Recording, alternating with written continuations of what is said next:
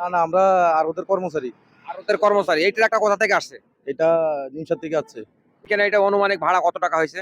ভাড়া 2500, 2600, 2700। তো এখানে মাল কতটুকু আছে?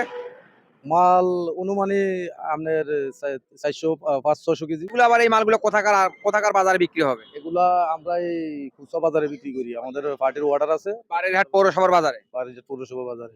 আমরা পাইকারি আড়তদার, আমরা এগুলা পাইকারি বেশি, ওনারিয়া খুচরা বিক্রি করবে। আরিয়া সবজি ভান্ডারের মালিক।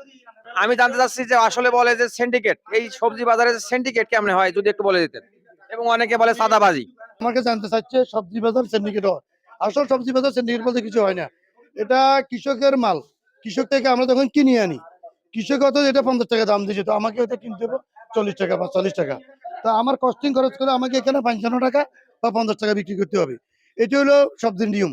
এটা সিন্ডিকেট করার কোনো সিস্টেম নাই। এটা রাখলে আরো পৌঁছবে, আরো ব্যবসায় লস হবে। আমরা জানতে চাচ্ছি এই মালামালগুলো আপনারা কোথা থেকে সংগ্রহ করেন? আমরা এটা যশোর কালীগঞ্জ থেকে সংগ্রহ করি, বগুড়া থেকে সংগ্রহ করি, রাজশাহী থেকে সংগ্রহ করি, বিভিন্ন ডিস্ট্রিক্ট থেকে আমাদের এই মাছগুলো আসে। আমাদের একটা অনুমানিক বলবেন, যেমন যশোর এবং বগুড়া থেকে যে আপনার ট্রাকটা লোড করে নিয়ে আসেন, অনুমানিক কত টন সবজি নিয়ে আসেন এবং কত টাকা ক্যারিং খরচ? এটা 24 ধরেন 24 টন 22 টন এরকম ধরেন কস্টিং করে প্রায় 28-32 হাজার টাকা পড়ে। গাড়ির একটা ব্যবস্থা আছে, গাড়ির একটা মার্কেট আছে। অনেক সময় দেখা গেছে 24 হাজার টাকা মার্কেট, আর অনেক সময় দেখা গেছে 30-32 হাজার টাকা মার্কেট। তখন কস্টিং বেশি পড়ে যায়। এটা তো সবাই অত যারা ব্যবসা করে তারা জানে, আর যারা ব্যবসা করে তারা জানে না। আর সবজি মার্কেটে কোনো প্রকার সিন্ডিকেট হওয়ার সম্ভাবনা নেই।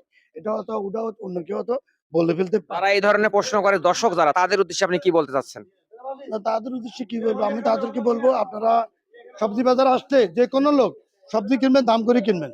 আপনারা তো দাম করে কিনেন না, বলেন আমাকে এটা দাও সেটা দাও, তো হয়তো অনেকে দেখা যাচ্ছে হয়তো 60 টাকার মাল 70 টাকা লয়ে ফেলতেছে। ওই জন্য হয়তো আপনার একজনের কারণে 10 জনের বদনাম হয়ে যাচ্ছে। আপনি মাল কিনবেন দাম করে কিনবেন, 1 টাকা হোক বা 10 টাকা হোক, দাম ছাড়া কোনো মাল কিনবেন না। পাচ্ছি বেশ কিছু সবজি নেওয়া হলো। কি কি সবজি নেওয়া হলো আজকে আরো আড়ত থেকে? নিশ্চিত অনেকই মিষ্টি কুমড়া, পটল, কাঁকরোল, কাঁকরোল এবং জালি কুমড়া, মিষ্টি কুমড়া এগুলো কত করে নেওয়া হলো?